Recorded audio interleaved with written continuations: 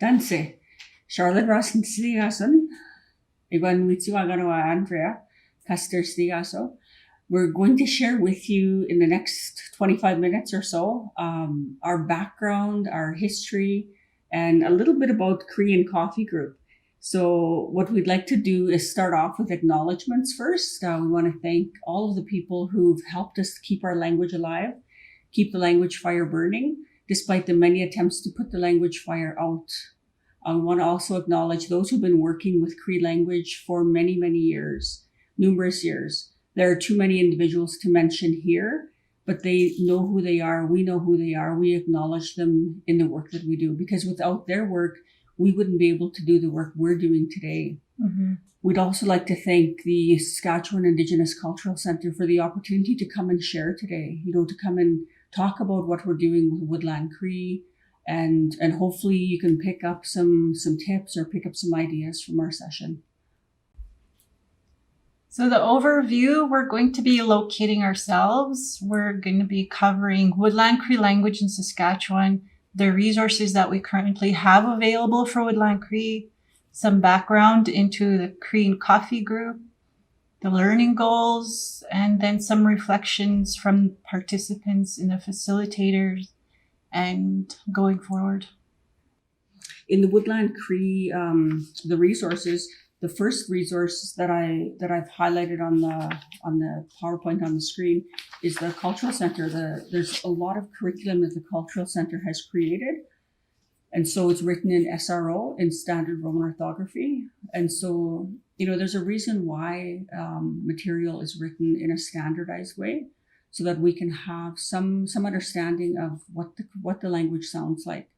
And so the Cultural Center has provided materials in Plains Cree, in Swampy Cree, but also in Woodland Cree. And so there's resources to access there on the website at www.sicc.sk.ca. And then the other source for resources is the Cree Resource Unit that Lac La Range Indian Band has had for probably over 30 years, like 34 years. And the material in the Cree Resource Unit is provided in both SRO and CMRO. CMRO is Colin Charles Modified Roman Orthography, or Colin's Modified Roman Orthography. And it's really a phonetic spelling. And so when we think of how words sound to us using an English sound, that's CMRO uses that, as well as doubles. And so they're also working on a La Range Cree Dictionary, or Woodland Cree Dictionary, that will be available in SRO and CMRO in print form and also online. And most recently, I'm from Montreal Lake Cree Nation, so we've been working on a Cree coloring book that is to be used for the community and for the school. We've incorporated Cree language into the student handbook, the Senator Allen Bird Memorial School Handbook, and also the staff manual. And so some of those important pieces are not just, the names of animals, but it's more the belief systems, the value systems, because if we don't have those values embedded at a young age and embedded regularly, then there's trouble later on. And so, that was one of the teachings that we had. We provided some Cree language support for the kindergarten and grade 12 certificates. So the students receiving their kindergarten certificates were in Cree, as well as the grade 12 certificates and their banners. And I work with a language advisory group that's composed of elders, Cree teachers, and community members. And so we bounce ideas back and forth in terms of, what does the word sound like? How is it spelled? And those kinds of things. So we're never working alone. We're always working together as a team. So currently we have 2 resources that are available online for dictionaries. The older version is the Online Cree Dictionary. It was developed in 2006 by software developer with direction from the Ermineskin Cree Nation and Miyawako Community Education Authority, the University of Alberta, and First Nations University of Canada. And since 2006, it's evolved into the nīhithawīwin dictionary. So there were some inconsistencies with the SRO. And so they've worked a very long time to combine everything, and it's a really beautiful website. So Ituiwina is a Plains Cree dictionary. There is nothing as of yet for Woodland Cree or for the N dialect. It was developed in 2019, again in partnership with the University of Alberta, First Nations, University of Canada, and Musqueam Education Authority. Right now, First Nations University, Lac La Ronge Indian Band, and University of Alberta just created a partnership where Woodland Cree Dictionary will be available in the near future. We are also in development of creating a nonprofit organization called the PBCN Language Working Group, PBCN standing for the Peter Ballantine Cree Nation. And our goal is to revitalize and maintain our Rock Cree dialect in our communities. Maintaining, meaning that there are still a lot of speakers left in our communities, which is wonderful. We have 8 communities, including Pelican Arrows, Deschambault Lake, South End, Beaver Lake, Sandy Bay, Sturgeon Landing, Kinoseo, Saskatchewan, and urban membership across Canada and elsewhere.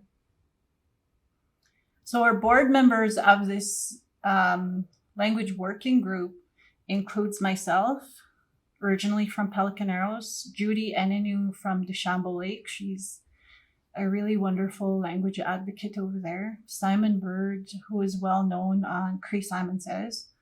Bill Cook, who is the assistant professor for Brandon University. He's originally from South End. Stephen Swan teaches Cree as well for First Nations University and in school. He's originally from Pelican Arrows. Anne Clark has her BA in Cree Literacy, and she's originally from South End. Norma Bear works with the public school division, Northern Lights School Division, right? Mm-hmm. And she's from Sandy Bay. And Samara Harp, who has a lot of knowledge and experience in documenting language, and she's an urban member. And then we have Linda Linklater, who's a Cree language teacher in Pelican Arrows. And once we are established, we're going to be looking for more board members, and so we can have representation from each of the communities. So the background of the Cree Coffee Group, I started a website years ago, which was to document how I was raising my son in Cree and also how I was teaching my older daughter Cree. So it was me teaching them how I do it at home, and I wanted to share that with people. But then I was getting emails asking me if I was going to be offering any classes online or anything. So I decided to go ahead with it after asking some people. And I sent out a poster, a poster I created online on my website, and then shared that on Facebook, which is when I connected with Charlotte. She offered to help me, which is wonderful because she has more experience in second language learners for adults and silent speakers. So actually, last night was the first time we met, yet we've worked together since January, so it was really neat. Mm-hmm. Mm-hmm. So part of our learning goals for setting up this group was to have a safe space, a learning environment where learners could come and they could practice Cree. They would be treated with respect and dignity. And so, that's the success of the group, because that's how it was set out. And even before the group got going, there was a lot of prayers. There was ceremony that took place to actually make sure that this was the right thing to do. And so, Andrea, when I first spoke to Andrea in December, that was part of what we were doing, is just, figuring out, well, how's this group going to work? What should we do? What are all the things we want to include in it? Because we didn't have a template to go with, then we just had to kind of go with what we knew would work. And that's really what we offered. So to acknowledge that we're all on this healing journey, to learn about the history and structure of the Cree language, but most importantly, to learn from one another in a collective manner. And so that's really what the group has been. We meet on Sunday mornings, so Nigan, we met on Sunday mornings at 8 a.m. to 9 a.m. and then we switched it to now it's 9 a.m. to 10 a.m. We use an online platform called Zoom, and so that's how we get together. And the learners are from all across the country. So we even had one of our learners come in from Italy. And so, we've had just a really great group of learners come together. The registration fee is $100 per learner to come in. There's weekly PowerPoints that we email out to the students, to the learners. And those PowerPoints include some audio, some video, some written resources, so that they can continue to learn in between the sessions. We always start the morning off with a prayer and the morning song. And there's ceremony that we do in each of our homes before we actually come together in an online format. We have online links that we provide to the learners that they can access free language materials for individual study. They're always welcome to purchase material if they want, but it's not required for this group.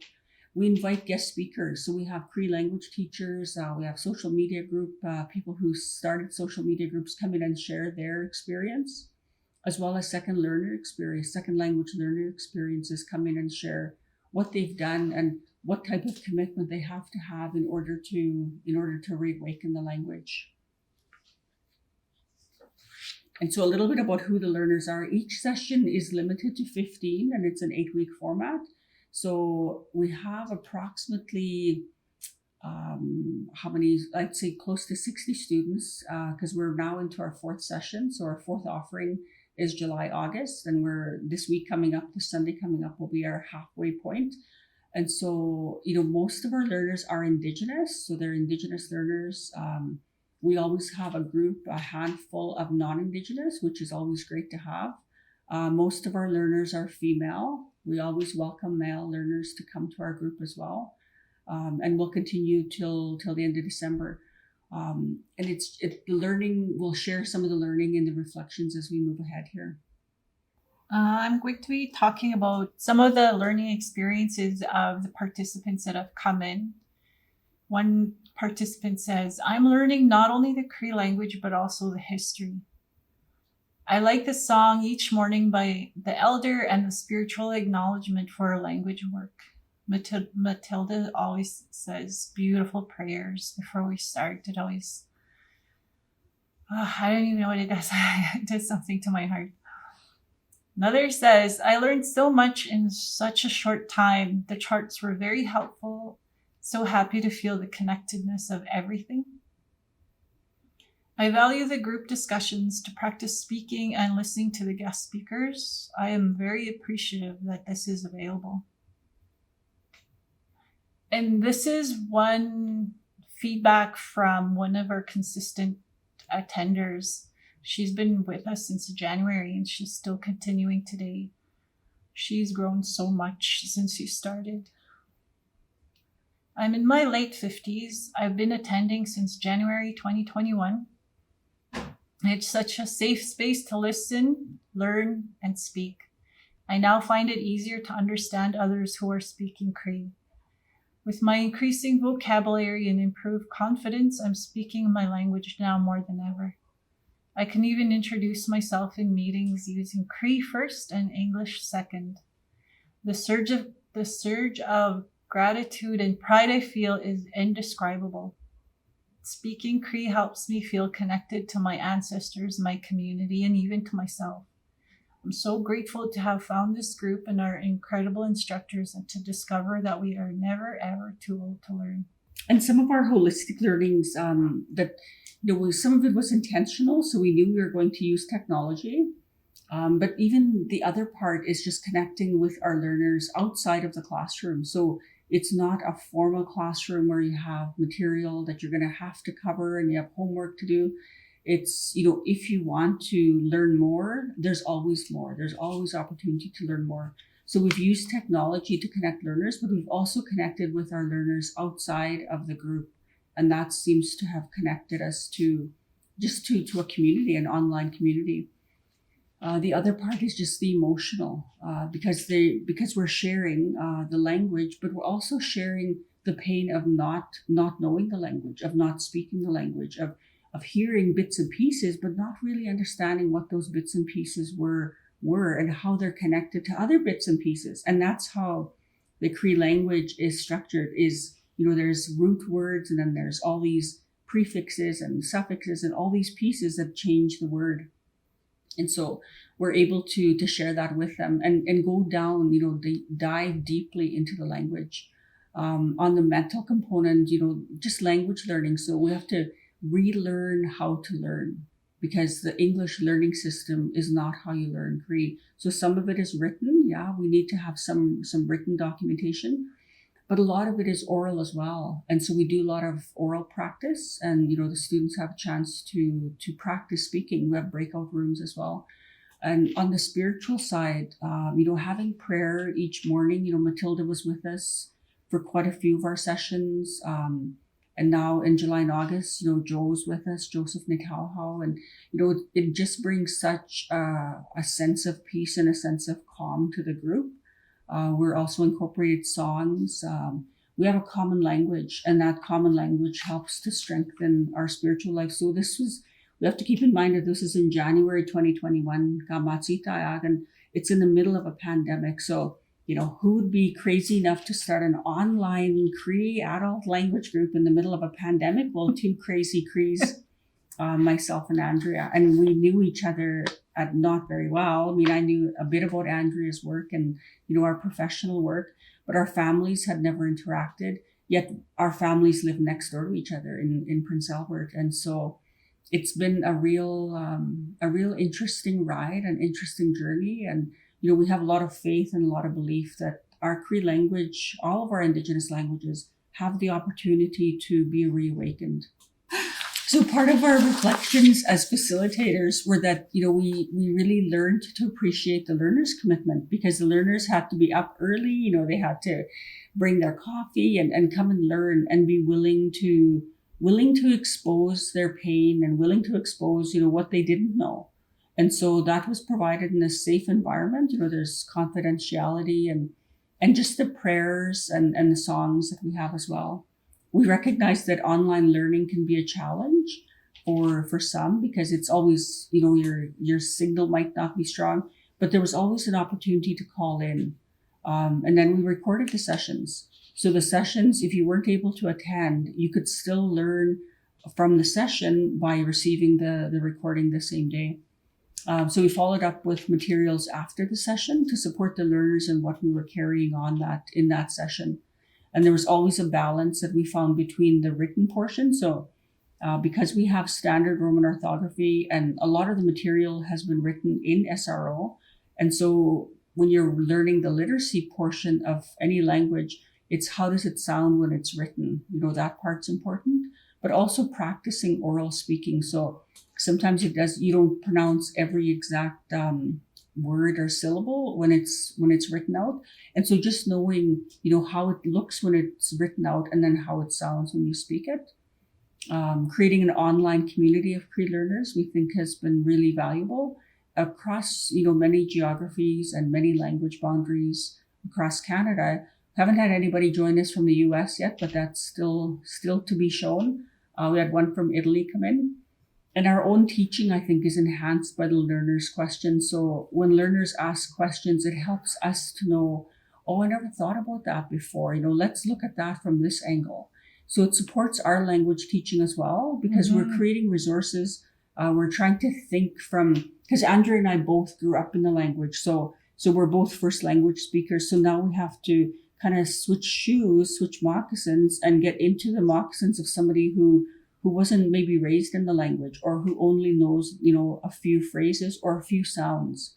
And so, it's really helped us to strengthen our own teaching and our own language knowledge. One of the things that we wanted to leave you with is, if you want to start an online language coffee group, what do you need?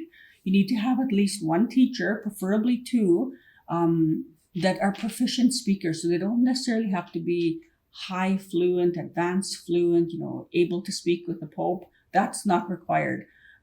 We just need people who are proficient. They can speak the language, they understand the language, but they have to be familiar with some writing resources. So because that's part of the learning is, well, how do you write it? How does it sound when this is how it sounds. And then how do you write that part out so that I can go back and learn it?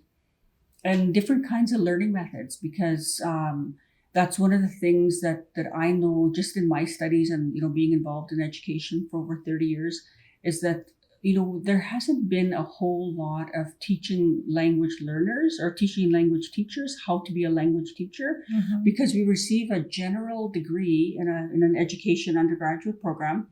But there hasn't been a whole lot that's been developed specific to Indigenous language learning. And so that's one of the things is just, learning different methods. And there's lots of ways to learn those as a teacher.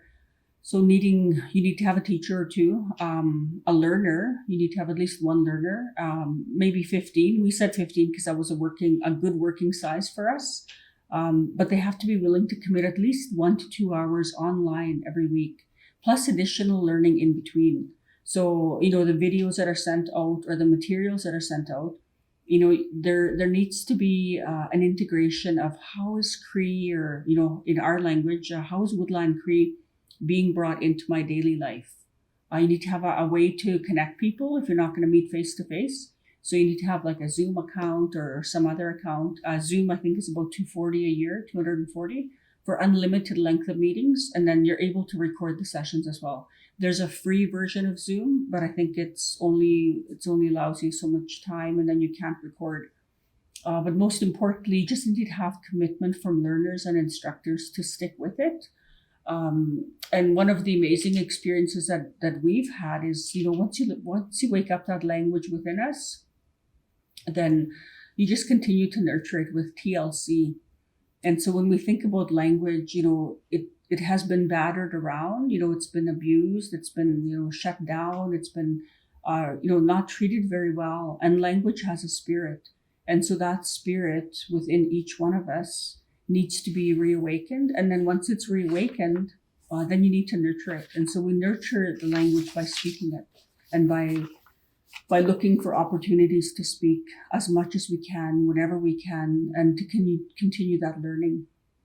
What I've learned along the way as a young girl growing up in Pelican Arrows on reserve, in our traditional territories of Askik Lake and Asquattam Lake, both on my mother's side and father's side, being sent away to residential school, learning about Indigenous studies, learning about how to teach language and the endangered state of all our languages, and figuring out that our Cree language and our culture, our way of life and beliefs, it's key to getting back what we used to be, what we still are. We just need to bring that back to the forefront of who we are as Indigenous people, as Cree people. As a mother, wanting to give that to my own children and pass that down to them by showing them how we do things, taking them to the land and speaking the language to them. And it's quite challenging. And the book that Charlotte is talking about discusses these experiences of how I'm raising my older daughter in bilingual education, or bilingual Cree and English, and my 2-year-old as a first language speaker, which is also challenging because English is so dominant. But the book is called Bringing Cree Home, and it's co-authored with Belinda Daniels. And we discuss a lot of our challenges and reasons why we do this and why we should do this. And it also includes lots of vocabulary and exercises you could do at home. So I've been working in education for many, many years. And I guess I never really thought about, that now you're going to be, one of these days, you're going to be 55 years old and you're going to be working in Cree language. Nobody ever thinks about that when you're young. And so I always thought, oh yeah, I'm going to work somewhere. I'm going to do something meaningful. And I always was raised in my language. And so I took it for granted. I really took my Cree language for granted. And then one time I was taking classes at the university, and I was taking a French class of all things because we had to do classes and Cree wasn't offered at the time. So I took a French class, and I was like, I knew French really well inside out, but I was always thinking in Cree. And so it was such a funny thing to do, to take a French class, but think in Cree and write in English and, all these different languages. And eventually they offered a Cree class. So I took the Cree class at Barbara McLeod. And then Frida was my second, late Frida Henneke was my second teacher. And then I got a chance to work with Frida at Nortep. And so I went to work at the Northern Teacher Education Program in Larange. And then she said, "Oh, biwitsin, come and help me." And so I was like, okay. So off I go to help Frida in the class. And then all of a sudden she said, "Iwana way we sweet yan, girigwa. And I was like, what am I doing? Well, you're going to be the Cree teacher now. So that was my training, was helping in the class, and then just all of a sudden taking it over. I did it for about 5 years and really, really enjoyed teaching Cree. And back in the day, I was sharing with Andrea, we didn't have technology, so we didn't have the internet. I said my technology was a cassette recorder with a really huge deck, and you have to put the cassette in. So that was the extent of our technology at that time. But I've always been connected to education and to learning, and really wanted to understand, well, how can we advance it? Like, how can we make things connect? Because that's part of what I like to do, is just making things connect. So the opportunity to do a master's degree, to support a master's degree in Indigenous Language Revitalization was where I initially started learning that there was actually a thing called ILR. And then from there, I got into the P.G.D. So that's sort of how it's been going, how I've been in it. And then just working in language documentation, working on the website, working on mentor apprentice program support, supporting the teams, and learning about all those things, like what they mean, has been just really insightful. And part of our learning is that we wrote an article. So that article came out in July, I believe, 2021. So it talks about the Circle of Indigenous Languages and how the circle was built, and how the language materials were created, and how we did categorizing, and all those pieces for the language website. So it's in the languages themselves. They're not translated or transcribed. And so that's part of my giving back, is we have to, or at least I have to, take every little bit of knowledge that I have, and we're training other people. So we have to always be in the business of training others, so that when we're not here anymore, because we're not going to be here infinitely, like we're not here forever and ever, that there's others who know what to do and they can carry that on. And I think that's the piece that I think is most important, is continuing to train and continuing to share with other people. So I'm really grateful for the opportunity to work with Andrea, and to learn from others, how we support our Cree language. Hi. Nanaskawit nan.